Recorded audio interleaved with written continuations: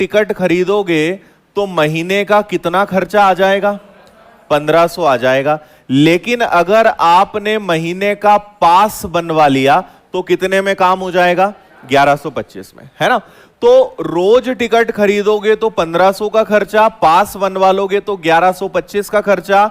मतलब आपकी यहां पे हो रही है बचत। कितने की बचत हो रही है? 375 की। किस पर? 1500 पे। और गुणा करेंगे किसका? 100 का। तो 2 जीरो से 2 जीरो कैंसिल होगा, 15 से 2 बार, 15 से 5 बार। मतलब आपकी कितने प्रतिशत बचत हो रही है? 25%। आया समझ में इतना सभी को? ठीक है, कोई दिक्कत नहीं है। एक और इसी प्रकार का सवाल है, इसको भी आप पढ़िए और जल्दी से बताइए क्या आंसर आएगा। रीजनिंग का फाउंडेशन बैच कब आएगा? अभी तो नहीं आएगा, अभी कोई प्लान नहीं है।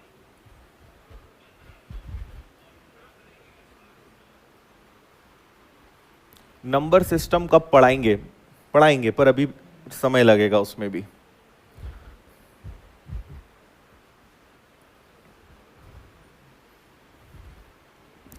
पीछे अगर दिखाई नहीं दे रहा हो तो थोड़ा आगे आ सकते हो, यहां थोड़ी जगह है, एक एक दो दो लोग इधर आगे एडजस्ट हो जाओ। दिखाई ना दे रहा हो तो, आंखें अच्छी हो तो कोई दिक्कत नहीं है। जूम करने की, जूम करने का फीचर अगर आंखों में है तो कोई दिक्कत नहीं है। फिर यहां आगे लड़कियां आ सकती हैं, यहां आगे वाली बेंच खाली है, और लड़के भी पीछे से आगे आ सकते हैं अगर श्रद्धा भक्ति हो तो।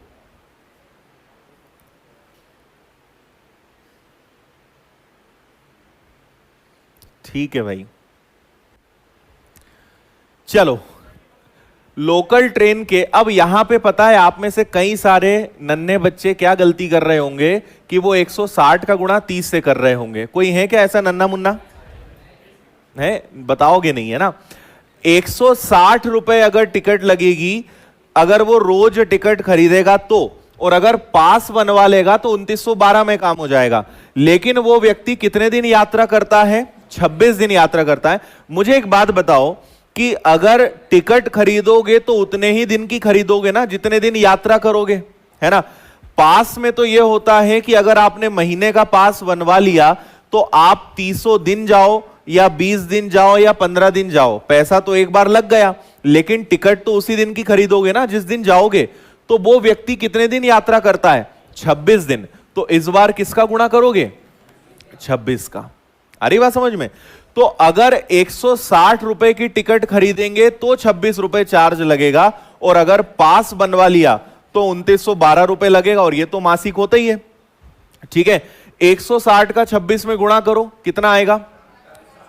4160। चलो, और आपका पास में काम हो गया 2912।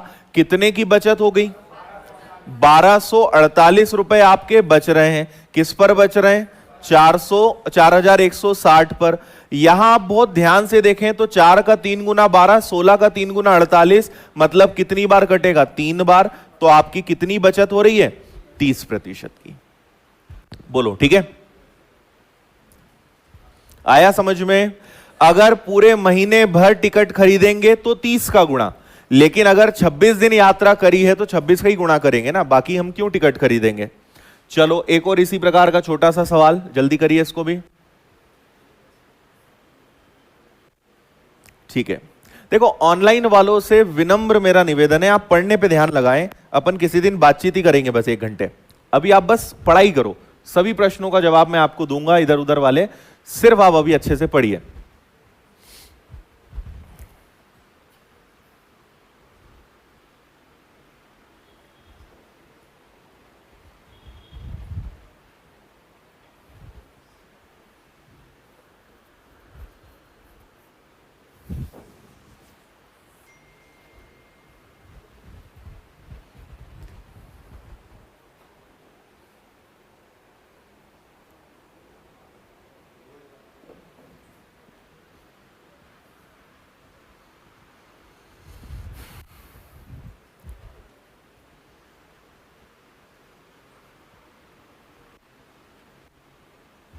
चलो, बोल दो भाई।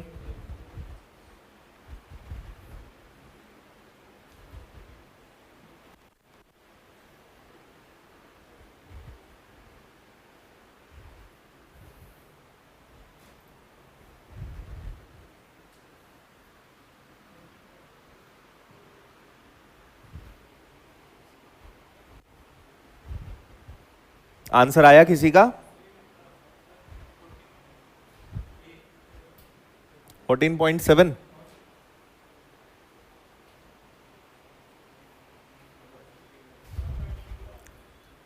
$12.82। चलो देखो इधर, देखो एक वयस्क की टिकट का मूल्य 1000 रुपए और बच्चे का टिकट जो है वो 500 लगेगा। दो बच्चों के साथ एक ऑफर चल रहा है यहां पे, दो बच्चों के साथ एक बच्चा फ्री जा सकता है।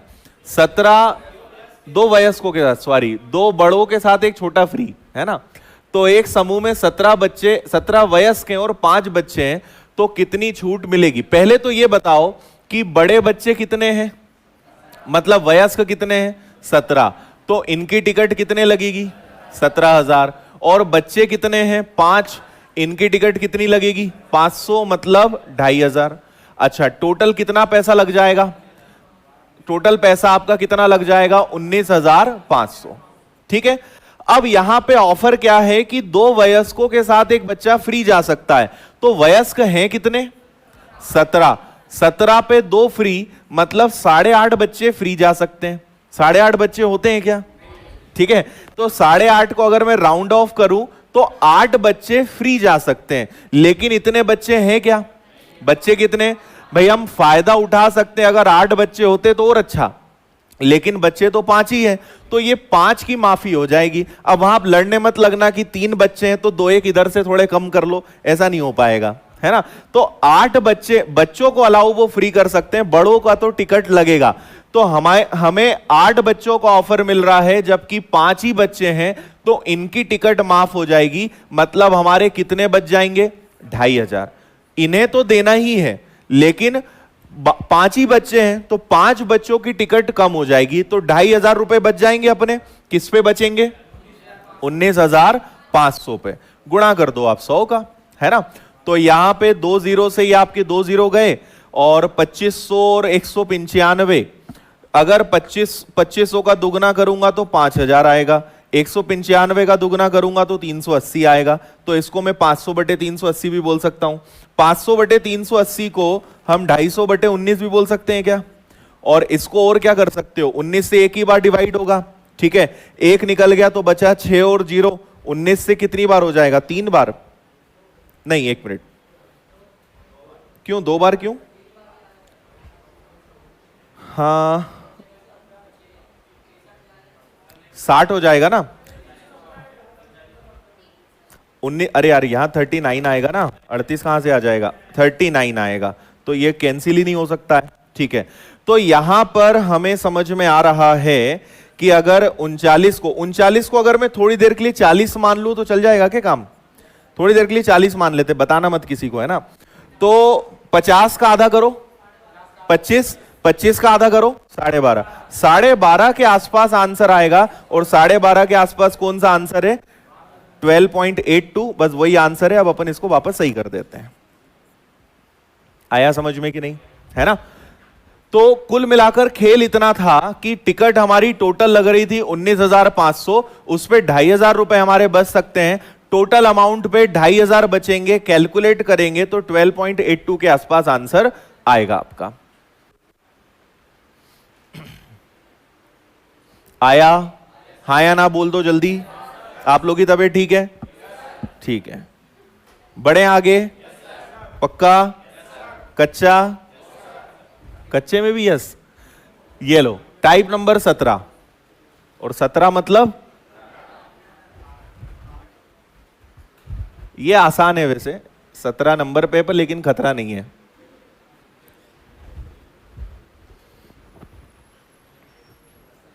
आपका ये टॉपिक अब 2 या 3 क्लासेस मैक्सिमम खत्म होने वाला है। इसके बाद आपका प्रॉफिट एंड लॉस शुरू होगा। प्रॉफिट एंड लॉस अगेन थोड़ा बड़ा चैप्टर है। इसके बाद सिंपल इंटरेस्ट, फिर कंपाउंड इंटरेस्ट, फिर time and work, chain rule, pipe and system, ये सीक्वेंस आपका चलेगा, ठीक है। अरिथमेटिक हम पहले पूरा करेंगे। 12 आ रहा है? चलो, इसको करने के 2 ऑप्शन है। पहला तो हमने जो कमी वृद्धि बचपन से सीखते आए हैं वो हम कर सकते हैं कि पहले 40% की वृद्धि फिर 20% की कमी, उससे आपका आंसर आ जाएगा। 40% का फ्रैक्शन क्या होता है? 40% का फ्रैक्शन होता है 2/5, और 20% का फ्रैक्शन क्या होता है? 1/5। तो 5 पे 2 का इंक्रीमेंट मतलब 7, 5 पर 1 की कमी मतलब 4, तो ये हो गया आपका 25, ये हो गया आपका 28। कितने का इंक्रीमेंट है? 3 का। किस पर? 25 पर। गुणा करेंगे हम 100 का, तो आपका आंसर आ जाएगा 12% का इंक्रीमेंट, 12% की वृद्धि। ठीक है, तो अगर ऐसा नॉर्मल प्रश्न आए तो आप इसको ऐसे कर लो, लेकिन मैं आपको एक नया तरीका सिखा रहा हूं क्योंकि यह तरीका आगे फेल होने वाला है, आगे आप इसमें उलझने वाले हो, तो मैं आपको एक बहुत आसान सा एक और तरीका बता रहा हूं, इसको सीख लो। देखो, हम यहां पर कोई भी चीज मन से लेंगे तो एक हम ले लेते हैं मूल्य, मूल्य मतलब हो गया प्राइस, और दूसरा हम ले लेते हैं खपत, खपत मतलब कंजप्शन, कंजप्शन मतलब उपभोग, और दोनों का अगर गुणा कर दें तो वो क्या बनता है? आपका खर्चा, एक्सपेंडिचर। ठीक है, अगर सपोज करिए कि मेरे पास 10 रुपए की अगर 10 चॉकलेट्स हैं तो मेरा खर्चा 100 रुपए होगा क्या? हाँ या ना? 10 रुपए की 10 चॉकलेट का मतलब क्या हुआ? 100 रुपए खर्चे हो गए। मान लो आप में से कोई ऐसा बच्चा है जिसकी अभी भी बड़ी गंदी आदत है, वो रोज चॉकलेट खाता है ना? रोज वो क्या करता है? 100 कोई है क्या ऐसा? देखो है अभी भी। तो आपकी ऐसी आदत, मान लो इतनी चॉकलेट तो नहीं खाते होंगे, लेकिन मान लेते हैं कि आपकी रोज आदत है, आप जी ही नहीं सकते बिना चॉकलेट के, है ना? तो आप 10 रुपए की 10 चॉकलेट रोज खाते हो, मतलब आप कितनी चॉकलेट खाते हो? 100 रुपए की चॉकलेट खा जाते हो। अब आपके मम्मी पापा परेशान आपकी आदत से, क्योंकि अब शादी होने वाली और आदत नहीं छूटी तो अच्छा प्रभाव नहीं पड़ेगा, तो उन्होंने दुकान वाले से सेटिंग जमाई कि भाई साहब आप ऐसा करो, चॉकलेट महंगी कर दो। अगर चॉकलेट महंगी हो जाएगी तो हमारा बच्चा कम खाने लगेगा या शायद महंगे के कारण से ना खा पाए। तो ये तो बेचारे मम्मी पापा ने एक प्रयास किया, लेकिन आप भी कम नहीं हो, है ना? तो अब देखो, ये हमेशा आपको लेना है, ये फिक्स है, क्वेश्चन कुछ भी दे ये आपको हमेशा लेना है, घूम फिर के हमें क्या लेकर आना है? 100 लेकर आना है। तो हमारी आदत है, हमारी नहीं आपकी आदत है, 10 रुपए में 10 चॉकलेट आप रोज खाते हो। कितने की चॉकलेट खाते हो? 100 रुपए की। अच्छा, क्या हुआ? दुकान वाले से सेटिंग करके मम्मी पापा ने प्राइस कितना बढ़वा दिया? 40%। मतलब जो चॉकलेट 10 रुपए की आती थी वो अब कितने की आएगी? 14 रुपए की आएगी, है ना? अब आप गए, आपको पता चला कि ऐसा दुर्घटना वाला काम हो चुका है, तो आपने कहा बंद तो नहीं करेंगे, है ना? तो आपने क्या किया? चॉकलेट की खपत में 20% की कमी कर दी। आपने कहा ठीक है थोड़ा कम खाएंगे, लेकिन खाएंगे जरूर। तो आप कितनी चॉकलेट खाते थे पहले? अब 20% कम करना है, मतलब आप कितनी चॉकलेट खाओगे? 8। तो अब 14 रुपए की चॉकलेट हो गई, तो आपने 8 खाई, मतलब आप कितने की खा रहे हो? 14 का 8 गुना कितना होता है? 14 रुपए की 8 चॉकलेट, मतलब अब खर्चा कितना हो गया? 112 का। तो पहले खर्चा कितना होता था, अब कितना खर्चा हो गया? मतलब आपके खर्चे में कितने की वृद्धि आई? 12 की। समझ में आया? तो ये 10 10 100 मानने में तो कोई दिक्कत ही नहीं है, इसको तो हमेशा मान लो। तो जब भी ऐसा खर्चा, खपत और मूल्य वाला कभी ऐसा प्रश्न आता है तो मेरा सजेशन है आप इससे करिए। अभी मैं 2-3 और सवाल करवाने वाला हूं और आपको समझ में आएगा। अगर सिंपल प्रश्न है तो आप कमी वृद्धि के पैटर्न से कर लो, लेकिन अभी इसी में आगे ऐसे प्रश्न आएंगे कि आपको इसी पर मजबूरन आना पड़ेगा, आपको आएगा समझ में। समझ गए? सो मूल्य गुणा खपत बराबर खर्च, और यहां 10 10 100 लिख लो, आराम से आपका आंसर आ जाएगा। बढ़ जाएं क्या आगे? ठीक है, किसी को इसमें डाउट तो नहीं है? 10 का 40% होता है 4, तो 4 चॉकलेट ज्यादा, तो 10 का 20% होता है 2, तो 2 चॉकलेट 4 रुपए ज्यादा, और इधर 2 चॉकलेट कम, तो 14 गुणा 8 कितने की चॉकलेट खा रहे हो? 112। पहले खाते थे 100 की। बढ़ जाएं आगे। एक और एकदम सेम सवाल है, करके बताइए, इसी से करिए जो तरीका अभी हमने सीखा।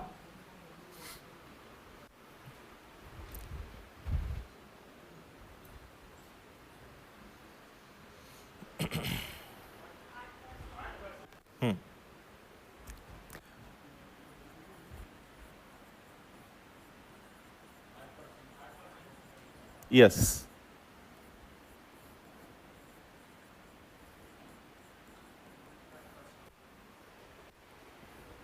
देखो कैसा भी सवाल आए आपको 10 10 और 100 तो लिखना ही है, कुछ भी आए इतना तो लिखना ही है। अब क्या बोल रहे हैं?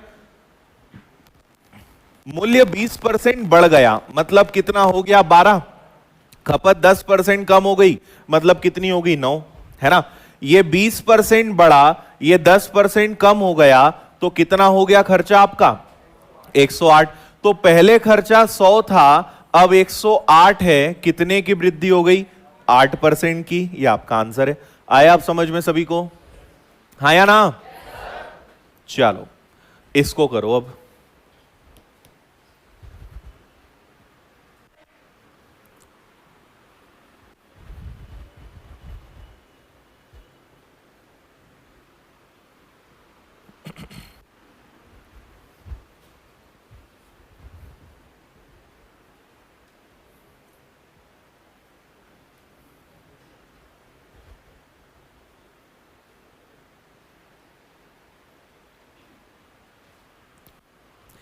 ऐसा वाला सवाल हमने आयत, लंबाई, चौड़ाई, आयतन, क्षेत्रफल वाला एक क्वेश्चन किया था, अभी आपको याद आएगा, आप करिए, पढ़ना अच्छे से बस। रेशो से बिल्कुल हो सकता है, कर लो अगर रेशो से करना है तो।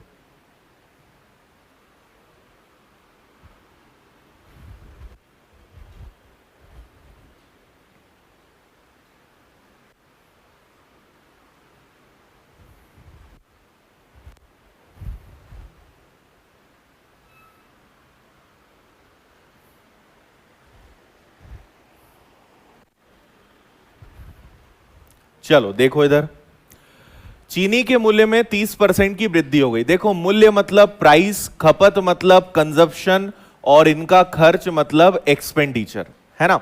तो पहले तो आपको यूनिवर्सली फिक्स लेना है कि 10 रुपए की 10 चॉकलेट मतलब 100, है ना। अब क्या हुआ, खर्चा 30%, प्राइस 30% बढ़ गया, मतलब 10 रुपए की चीज कितने की हो गई? 13 की, जिससे खर्च 10% बढ़ गया। इस बार खपत नहीं बढ़ा है, खर्चा बढ़ा है, और खर्चा 10% बढ़ने का मतलब कितना है? 110। तो आपसे पूछा गया है कि बताइए खपत पर क्या प्रभाव पड़ेगा, मतलब ये वाली वैल्यू क्या है? गायब है। याद आया क्या ऐसा क्वेश्चन? एक हमने शायद आयत वाला या कोई एक क्वेश्चन किया था घन वाला, कि लंबाई में वृद्धि हो गई, चौड़ाई में वृद्धि हो गई, ऊंचाई में कितने की कमी करें, ऐसा एक क्वेश्चन शायद हमने किया था। तो ये सेम उसी प्रकार से होगा। अब आपको सोचना पड़ेगा कि यहां क्या रखे कि 110 आ जाए, है ना। तो आपको पहले तो x की वैल्यू निकालना है। x की वैल्यू कितनी आएगी? 110 बटे 13। 110 बटे, अच्छा क्योंकि इधर उन्होंने ऑप्शन पॉइंट में दिए, मतलब यहां वाली वैल्यू पॉइंट में आएगी, ये कंफर्म है। तो आपने 110 में 13 का भाग दिया, कितना आ जाएगा? 13 से 8 बार 104, ठीक है। बचेगा कितना आपका? 6 और 0। फिर 13 का भाग कितनी बार चला जाएगा? 13 से 4 बार 52, बचेगा 8 और 0, तो 6 बार 8.46। मुझे पता चल गया कि ये जो x है इसकी जगह 8.46 आएगा, है ना। पर अभी भी आंसर नहीं आया है। अब आंसर कैसे आएगा ये बताओ मुझे, कि ये 10 क्या है? बोलो, ये 10 क्या है? ये पुरानी खपत है, और ये 8.46 क्या है? नई खपत है। तो पहले 10 खपत होती थी, अब 8.46 खपत हो रही है, मतलब आपकी खपत में वृद्धि हुई कि कमी हुई? कमी हुई। कितने की कमी हुई? 1.54 की कमी हुई। किस पे हुई? 10 पर। गुणा करेंगे 100 का, तो 1 से ये कैंसिल हुआ, इधर जाएगा, 15.40% की कमी आई, और ये लगभग किसके करीब है? 15.38 के। ऐसे होगा पूरा खेल। फिर से सुनो, फिर से मैं बता रहा हूं, ये हो गया 10 10 100, यहां पे प्राइस हो गया 13, ये 30% बढ़ा, और ये आपका 10% बढ़ा, ठीक है। तो x की जगह पे क्या आएगा? तो 13 गुणा खपत बराबर 110, तो x की वैल्यू ये आई। तो सवाल इतना सा था कि पहले खपत आपकी 10 थी, और अब खपत कितनी हो चुकी है? 8.46। दोनों में अंतर कितने का है? 1.54 का। 10 पे कितना परसेंट है? आंसर आएगा 15.40। किसी को अभी भी समझ में नहीं आया हो तो पूछ सकता है।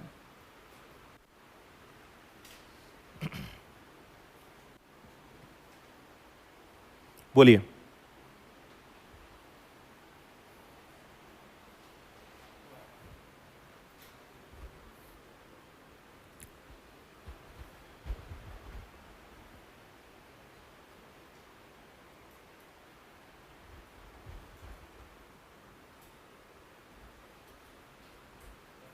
ठीक है, बढ़े आगे। एक और सवाल होगा शायद इसी प्रकार का, करिए इसको।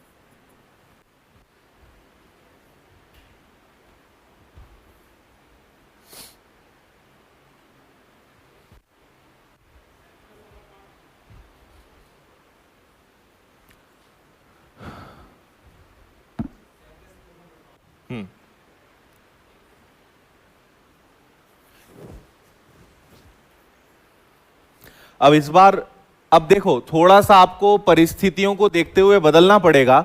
यहां पे 25% आया है, तो 25% की फ्रैक्शन वैल्यू होती है 1/4। तो आप चाहें तो 4 रुपए की चॉकलेट ले लो, बाद में ये 5 रुपए की हो गई, है ना। फिर आपको, अब यहां पे आपका खर्चा कितना हो जाएगा, आपका खर्चा 40 हो जाएगा, है ना। टिकट का प्राइस जो है, नहीं ये क्या था, सिनेमा, अच्छा ये सवाल तो अलग ही है यार, सॉरी, ये तो नॉर्मल सवाल हो गया कमी वृद्धि वाला, यहां खपत और इनसे कोई लेना देना ही नहीं है, ठीक है। यहां बोल रहे हैं सिनेमा घर की टिकटों में 25% की वृद्धि हो गई और मूल्य में भी 10, ये तो नॉर्मल कमी वृद्धि वाला सवाल है। इसको 1/4 लो, इसको 1/10 लो, है ना। तो आय में कितना परिवर्तन होगा, टिकट्स का देखो, सिनेमा घर में मल्टीप्लेक्स में सीट्स भी बढ़ गई और टिकट का प्राइस भी बढ़ गया, तो बिजनेस कितना बढ़ेगा। तो सीट्स कितनी बढ़ गई, 4 पर 1, मतलब 4 से क्या हो गई 5, और टिकट का प्राइस 10% बढ़ गया, मतलब 10 से 11। तो पहले अगर 40 रुपए का बिजनेस था, तो अब बिजनेस कितने का हो चुका है, 55 का। कितना बढ़ चुका है, 15, ठीक है। 15 का इंक्रीमेंट किस पे हुआ है, 40 पे। मल्टीप्लाई कर दो आप 100 का, 150 में 4 का भाग दे दो, 37.5% का इंक्रीमेंट। ये नॉर्मल सवाल था, इसका कमी वृद्धि खपत से कोई लेना देना नहीं था, ठीक है, आसान है। हाँ, ये वाला जरूर आपका सवाल है जो अभी हम कर रहे थे, सेम उसी प्रकार का, लेकिन आसान है।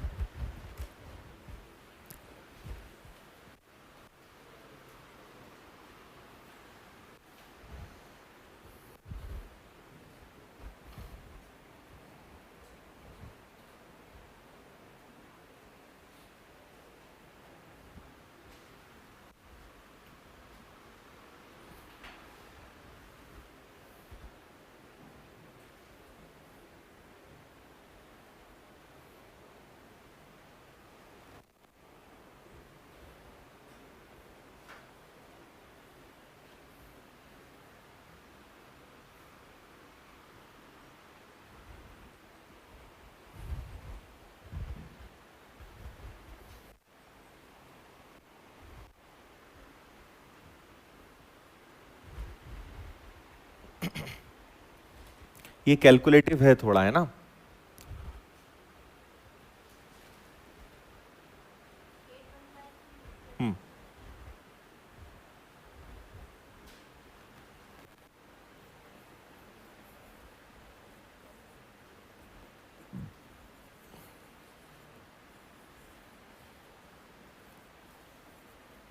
देखो इस बार खपत उन्होंने रियल में 10 किलो देकर रखी है, आपको खपत को इस बार मानने की जरूरत इसलिए नहीं है। मान लो कि घी का भाव है 10 रुपए किलो, इतना सस्ता है नहीं वैसे, पर मान रहे हम, है ना। और यहां पे कितने किलो की खपत बोली है उन्होंने, ऑलरेडी प्रश्न में दी है, लास्ट में पढ़ो।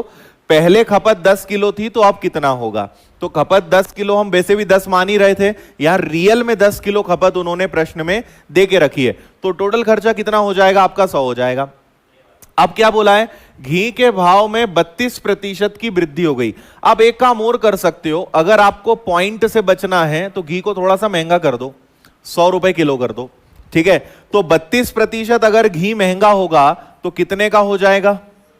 कितने का हो जाएगा? 132 रुपए का हो जाएगा, है ना? हाँ या ना भाई? 100 रुपए किलो का 10 किलो घी हमारे पास है तो खर्चा कितना? 1000। अगर मैंने इसको 10 माना तो ये 13.2 आएगा। तो मैं दशमलव में नहीं लाना चाहता था, इसलिए हमने क्या कर लिया कि इसको 100 मान लिया, तो ये डायरेक्ट 132 हो जाएगा। भाई ये सब चीजें हमारे हाथ में, आप दोनों को 100 मान लो, एक को 10, एक को 20, कुछ भी मानने के केस में आप कुछ भी मान सकते हो, और मानते हमेशा अपनी सुविधा के हिसाब से कि कैलकुलेशन आसान हो जाए, है ना? तो यहां पे कितना घी आ जाए जिससे क्या हो जाए? खर्च 10% बढ़ जाए, मतलब खर्च कितना हो जाए? 1100 हो जाए। इतना सा काम आपको करना है, तो बस x की वैल्यू निकालनी है। तो 1100 रुपए में अगर 132 रुपए के भाव का घी खरीदें तो कितना आएगा, ये आपको निकालना है। ठीक है, तो आप क्या करेंगे, किससे भाग दोगे? सबसे पहले 4 से, 11 से दे दें। चलो 11 से दे दो तो ये हो गया 100 बार, और ये 11 से देंगे तो कितनी बार? 12, और 1/12 का मतलब क्या होता है? 8 1/3। तो घी का जो भाव है, सॉरी खपत है, वो अब कितनी हो चुकी है? 8 सही 1/3 किलो। आया क्या समझ में? ठीक, कोई डाउट हो तो पूछो।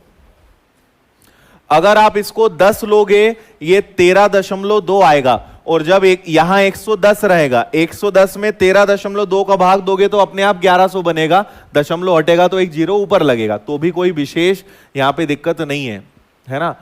कुछ लोग घी का भाव बता रहे हैं 800 रुपए किलो चल रहा है। आप लोग के गांव में क्या चल रहा है घी का भाव? 900 600। गाय का कि भैंस का घी? भैंस का। और गाय का 1500। मिला के ही चलता है पूरा काम, है ना? कितने लोग मार्केट से खरीद के घी खाते हैं? तुम लोग के गांव से नहीं आता घी? अरे जिससे पूछ रहे हैं वो बताएगा ना। कोशिश किया करो कि अपने गांव का, अपने घर का बना हुआ खाया करो, मार्केट का मत खाया करो जब तक बहुत जरूरी ना हो, है ना? उसमें भी देख के लिया करो जरा, सबसे ज्यादा मिलावट उसी में होती है। हाँ, घर का ही खाते हैं, और खाया करो जरा, है ना? ताकत मिलेगी आपको उससे। चलो बड़े आगे, समझ में आ गया? कितने लोग घी खाते हैं आप में से? फिर कई लोग इतने दुबले पतले क्यों हैं यार? तुम क्या करते हो, सूंघते हो कि खाते हो? घी खाने वाले पता है कैसे होते हैं? जैसे आपके सामने खड़े हैं। ठीक है, हमारा घी का उपभोग बहुत ज्यादा है, शुद्ध घी का, वो भी शुद्ध वाला। चलो आगे बढ़ो, खाया करो जरा, ज्यादा खाया। हाँ अच्छा, समझ रहा हूं तुम क्या बोलना चाह रहे हो।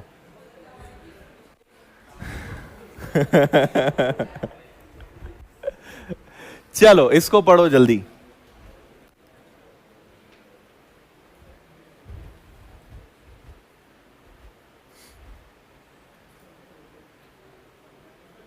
उड़ीसा में गाय का घी का भाव 2000 रुपए किलो है भाई, सोच लेना। ठीक है, उड़ीसा वाले हमारे विद्यार्थी बता रहे हैं।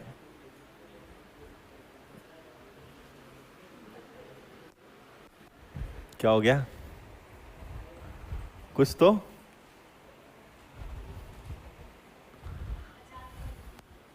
हाँ, ये अलग सवाल है ना, जो हमने किया था उससे अलग है।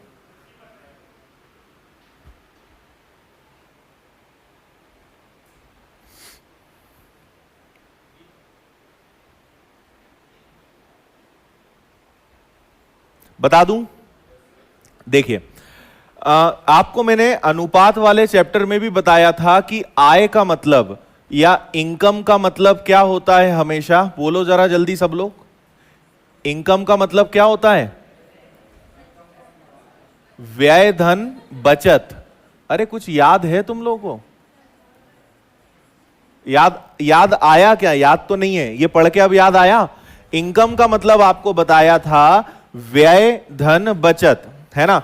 ये इनकम का एक यूनिवर्सल फॉर्मूला है, पूरे मैथ्स में कहीं भी इनकम की बात आई तो यही चलेगा, ये ध्यान रखना, ठीक है। तो आप मान लीजिए कि आपकी इनकम अभी कितनी है, 100 रुपए है ना। एक व्यक्ति अपनी इनकम का 75% खर्च करता है, तो 75% खर्च करने का मतलब है कि 100 में से 75 खर्चा, ये इनकम है, ये एक्सपेंडिचर है, तो बचेगा क्या, सेविंग्स। तो उसकी बचत कितनी है, 25। अब उसका खर्च 10%, उसकी इनकम 20% बढ़ गई, ठीक है। इनकम 20% बढ़ने का मतलब है 120 मिलने लगा, तो उसने खर्चा भी 10% बढ़ाया, 10 रुपए नहीं बढ़ाया, 10% बढ़ाया। तो खर्चा पहले कितना था, 75, 75 का 10% कितना होता है, 7.5। तो ये अगर जुड़ेगा तो ये कितना होगा, 82.5। तो उसका खर्चा अब 82.5 रुपए हो गया है।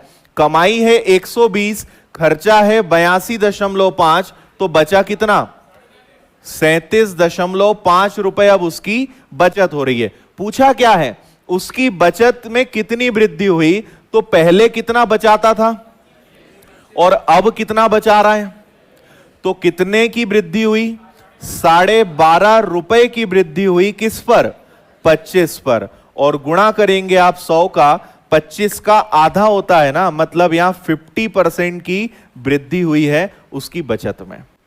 समझ आया। एक बार और बताऊं, बहुत आसान है। कभी भी ऐसे सवाल आए, देखो हमें जब भी ऐसे सवाल नहीं दिए जाते हमें घुमा फिरा के 100 लाना होता है ना। ये मैं आपको शुरुआत से बता रहा हूं। तो माना इनकम 100 थी, 75 खर्चा किया, तो बचाया कितना, 25। इनकम बढ़ गई, आप मान लो आपकी सैलरी जो है, मंथली सैलरी, आपकी जॉब लग गई, आपकी मंथली सैलरी 40,000 50,000 रुपए है ना। मान लेते हैं कि आप हर महीने कितनी सैलरी लेते हो, 50,000। अब आपका प्रमोशन हो गया, इंक्रीमेंट हो गया, अब आपकी सैलरी 80,000 हो गई, क्या करोगे, पहले 50,000 महीना कमाते थे, अब 80,000 महीना कमाओगे, तो क्या करोगे, इनकम बढ़ी तो तुरंत आपका क्या बढ़ जाएगा, खर्चा बढ़ जाएगा। अब आप सोचने लगोगे अब वो कार लेना है, अब प्लॉट खरीदना है, अब घर खरीदना है, अब अंगूठी दिलाना है, अब ये करना है, वो करना है। ऐसा ही होता है ना, इनकम बढ़ी कि खर्चा अपना क्या हो जाएगा, बढ़ जाएगा। तो ऐसे ही इस गरीब के साथ भी हुआ, इसकी इनकम बढ़ गई 20%, तो इसने अपना खर्चा कितना बढ़ाया, 10%। तो पहले बचत होती थी 25 की, अब बचत हो रही है 37.5 की, मतलब 12.5%, 12.5 रुपीस का इंक्रीमेंट 25 पर कितना परसेंट होगा, 50% होगा। आया। अगला जल्दी से करके बताओ, एकदम सेम क्वेश्चन है, जल्दी से।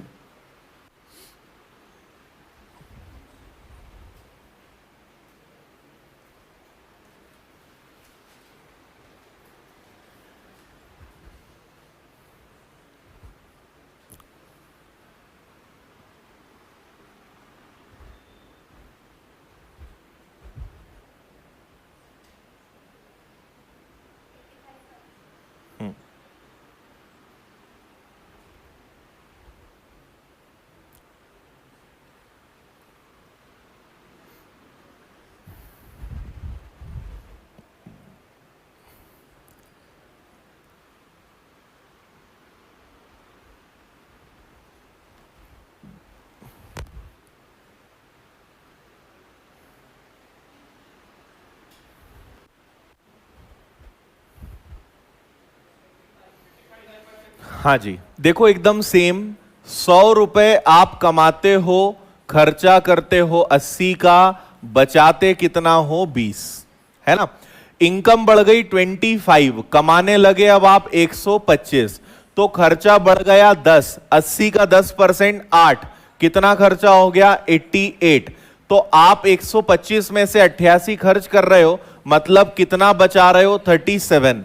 कितने का इंक्रीमेंट है, 17 का, किस पर, 20 पर, मल्टीप्लाई बाय 100, कितना आ जाएगा, आपकी सेविंग्स 85% बढ़ चुकी है। राइट। कितने लोग का आंसर आया, चलो इसका और बता दो जल्दी से, एकदम आसान करो जल्दी।